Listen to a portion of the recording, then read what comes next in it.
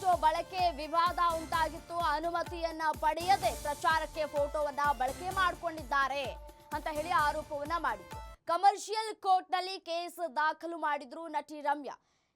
Commercial ಕೋರ್ಟ್ಗೆ ಆಗಮಿಸಿದ್ದಾರೆ ನಟಿ ರಮ್ಯಾ. ಕೆಲವೊಂದು ದಾಖಲೆಗಳನ್ನ ಪ್ರೊಡ್ಯೂಸ್ ಮಾಡಬೇಕಾಗಿತ್ತು. ಸೊ ಹಾಗಾಗಿ ನಟಿ ರಮ್ಯಾ ಆಗಮಿಸಿದ್ದಾರೆ. ಇದೇ ಸಂದರ್ಭದಲ್ಲೂ ಕೂಡ ಅವರು ವಿಶ್ವಾಸವನ್ನ ಕೂಡ ವ್ಯಕ್ತಪಡಿಸಿದ್ದಾರೆ. ನ್ಯಾಯ ನನ್ನ ಕಡೆ ಇದೆ, ನನ್ನ ಕಡೆ ಆಗುತ್ತೆ ಈ ಕೇಸ್ ಅನ್ನುವಂತಹ ವಿಚಾರವನ್ನ ಕೂಡ ಅವರು ಮಾತನಾಡಿರುವಂತದ್ದು. ಹಾಸ್ಟೆಲ್ ಹುಡುಗರು ಸಿನಿಮಾ ರಿಲೀಸ್ ಆಗಿದೆ. ರಿಲೀಸ್ ಆಗೋದಕ್ಕೆ ಮುಂಚೆ ಒಂದು 10 ದಿನಗಳ ಹಿಂದೆ ನಾನು ಟ್ರೇಲರ್ ನೋಡಿದಂತಹ ಸಂದರ್ಭದಲ್ಲಿ ನನ್ನ ಫೋಟೋ ಬಳಕೆ ಆಗಿತ್ತು ಅಲ್ಲಿ. ಸೊ ನಾನು ಅನುಮತಿಯನ್ನ ಕೂಡ ಕೊಟ್ಟಿರಲಿಲ್ಲ, ಆದ್ರೂ ಇವರು ಹೇಗೆ ಬಳಕೆ ಮಾಡ್ಕೊಂಡಿದ್ರು ಅನ್ನುವಂತಹ ಪ್ರಶ್ನೆಗಳನ್ನ ಮಾಡಿದ್ರು. ಕೋರ್ಟ್ ಮೊರೆ ಹೋಗಿದ್ರು. ಇವತ್ತು ಡಾಕ್ಯುಮೆಂಟ್ ಸಬ್ಮಿಟ್ ಮಾಡೋದಕ್ಕೆ ಖುದ್ದು ನಟಿ ರಮ್ಯಾ ಹಾಜರಾಗಿದ್ರು ಕೋರ್ಟ್.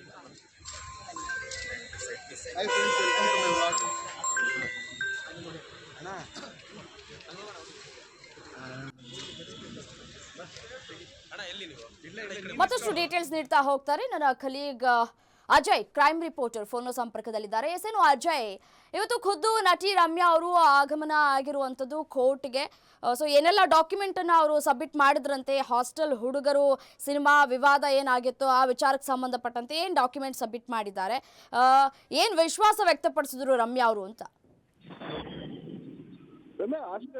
ಹಾಸ್ಟೆಲ್ ಹುಡುಗರು ಬೇಕಾಗಿದ್ರೆ ಚಿತ್ರದಲ್ಲಿ ಯಾವುದೇ ಅನುಮತಿಯನ್ನ ಇಲ್ಲದೆ ಪ್ರಚಾರಕ್ಕೆ ನನ್ನ ಫೋಟೋನ, ಅಂದ್ರೆ ಸಿನಿಮಾ ರಿಲೀಸ್ ಆಗೋಕ್ಕೂ 10 ದಿನಗಳ ಹಿಂದಷ್ಟೇ ಆ ಒಂದು ಪ್ರಚಾರಕ್ಕೆ ನನ್ನ ಫೋಟೋವನ್ನ ಬಳಸ್ಕೊಂಡಿದ್ದಾರೆ ಅಂತ ಹೇಳಿ ನೇರವಾಗಿ ಆರೋಪವನ್ನ ನಟಿ ರಮ್ಯಾ ಕಮರ್ಷಿಯಲ್ ಕೋರ್ಟ್ಗೆ ಒಂದು ಮೊರೆಯನ್ನ ಹೋಗಿದ್ರು, ನ್ಯಾಯವನ್ನ ಕೊಡಿಸ್ಬೇಕು ಅಂತ ಹೇಳಿ. ಹೀಗಾಗಿ ಇವತ್ತು ಕೋರ್ಟ್ಗೆ ಬಂದಂತ ನಟಿ ರಮ್ಯಾ ಕೆಲವೊಂದಷ್ಟು ದಾಖಲೆಗಳನ್ನ ನ್ಯಾಯಾಲಯಕ್ಕೆ ಸಬ್ಮಿಟ್ ಮಾಡಿದ್ದಾರೆ. ಯಾಕಂದ್ರೆ ಈ ಒಂದು ಸಿನಿಮಾದಲ್ಲಿ ಅಂದ್ರೆ ಏನು ಒಂದು ಪ್ರಚಾರಕ್ಕೆ ಹೋಗೋಕ್ಕಿಂತ ಮುಂಚಿತವಾಗಿ ಅವರು ನಾನು ಮಾತಾಡಿದ್ದೆ, ಅವರು ಡೈರೆಕ್ಟರ್ ಆಗಿರ್ಬೋದು, ಪ್ರೊಡ್ಯೂಸರ್ ಆಗಿರ್ಬೋದು, ಅವ್ರ ಹತ್ರ ಕೂತ್ಕೊಂಡು ಮಾತನಾಡಿದ್ದೆ, ನಿಮ್ಮ ಫೋಟೋವನ್ನು ನಾವು ಯಾವುದೇ ವಿಚಾರಕ್ಕೂ ನಾವು ಪ್ರಚಾರಕ್ಕೆ ಬಳಸೋದಿಲ್ಲ ಅಂತ ಕೂಡ ಹೇಳಿಕೆಯನ್ನು ಹೇಳಿದ್ರು. ಜೊತೆಗೆ ಅಗ್ರಿಮೆಂಟ್ ಕೂಡ ಮಾಡ್ಕೊಂಡಿದ್ರು. ಆ ಅಗ್ರಿಮೆಂಟ್ ಆದ್ರೂ ಕೂಡ ನನ್ನ ಫೋಟೋವನ್ನ ರಿಲೀಸ್ ಮುಂಚಿತವಾಗಿ ನನ್ನ ಫೋಟೋಗಳನ್ನ ಬಳಸ್ಕೊಂಡು ಪ್ರಚಾರಕ್ಕೆ ಮಾಡಿದ್ದಾರೆ ಅಂತ ಹೇಳಿ ನೇರವಾಗಿ ಆರೋಪವನ್ನ ಮಾಡಿ ಅದಕ್ಕೆ ಬೇಕಾದಂತ ಕೆಲವೊಂದಷ್ಟು ಡಾಕ್ಯುಮೆಂಟೇಶನ್ ಏನಿದೆ, ಅಂದ್ರೆ ಅಗ್ರಿಮೆಂಟ್ ಹಾಕೊಂಡಿರುವಂತದ್ದು, ಜೊತೆಗೆ ಕೆಲವೊಂದಷ್ಟು ಫೋಟೋಗಳು ಏನು ಪ್ರಚಾರಕ್ಕೆ ಬಳಸ್ಕೊಂಡಿದ್ರಲ್ಲ ಅವೆಲ್ಲ ಫೋಟೋವನ್ನು ಕೂಡ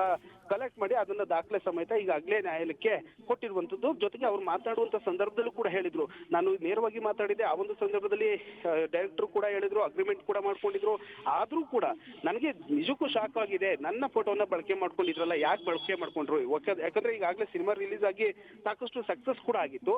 ಹೀಗಾಗಿ ಆ ಒಂದು ಸಕ್ಸಸ್ ಹಿನ್ನೆಲೆಯಲ್ಲಿ ನನ್ನ ಫೋಟೋನ ಬಳಸ್ಕೊಂಡಿರೋದ್ರಿಂದ ಫಿಲಂ ಸಕ್ಸಸ್ ಆಗಿದೆ ಅನ್ನೋ ರೀತಿಯಲ್ಲಿ, ಜೊತೆಲಿ ಅಲ್ಲಿ ಬಂದಂತ ಲಾಭಾಂಶದಲ್ಲಿ ನನಗೆ ಇಷ್ಟು ಪರ್ಸೆಂಟೇಜ್ ಕೊಡಬೇಕು ಅಂತ ಹೇಳಿ ಒಪ್ಪು ಮೊರೆಯನ್ನ ಹೋಗಿದ್ರು. ಹೀಗಾಗಿ ಇವತ್ತು ಡಾಕ್ಯುಮೆಂಟೇಶನ್ ಕೂಡ ದಾಖಲೆಗಳ ಸಮೇತವಾಗಿ ನ್ಯಾಯಾಲಯಕ್ಕೆ ಕೊಟ್ಟಿರುವಂತದ್ದು. ಸದ್ಯ ಅವರು ನೆಕ್ಸ್ಟ್ ಹಿಯರಿಂಗ್ಗೆ ಕಾಯ್ತಾ ಇದ್ದಾರೆ. ಅಂದ್ರೆ ಇವತ್ತು ಡಾಕ್ಯುಮೆಂಟೇಶನ್ ಕೊಟ್ಟಿರೋದ್ರಿಂದ ಮತ್ತೆ ಯಾವಾಗ ಹಿಯರಿಂಗ್ ಕೊಡ್ತಾರೆ ಅವಾಗ ಹೋಗಿ ಮತ್ತೆ ನಾನು ದಾಖಲೆಗಳನ್ನ ಕೊಟ್ಟು ಅದಕ್ಕೆ ಸಂಬಂಧಪಟ್ಟಂತ ಎಲ್ಲ ವಿಚಾರನೆ ಕೂಡ ನ್ಯಾಯಾಲಯದಲ್ಲಿ ಮಾತನಾಡ್ತೀನಿ, ಅಲ್ಲಿಗೆ ದಾಖಲೆಯನ್ನ ಕೊಡ್ತೀನಿ ಅಂತ ಕೂಡ ರಮ್ಯಾ ಹೇಳಿಕೆನ ಕೊಟ್ಟಿದ್ರು. ಇದ್ರ ಜೊತೆಗೆ ಅವರ ಪರ ಅಂದ್ರೆ ಚಲನಚಿತ್ರ ಏನಿದೆ ಅದು ಹಾಸ್ಟೆಲ್ ಹುಡುಗರು ಬೇಕಾಗಿದ್ರು, ಅವರ ಪರ ವಕೀಲರು ಕೂಡ ಸಾಕಷ್ಟು ಮಾಹಿತಿಯನ್ನ ಕೊಟ್ಟಿದ್ದಾರೆ.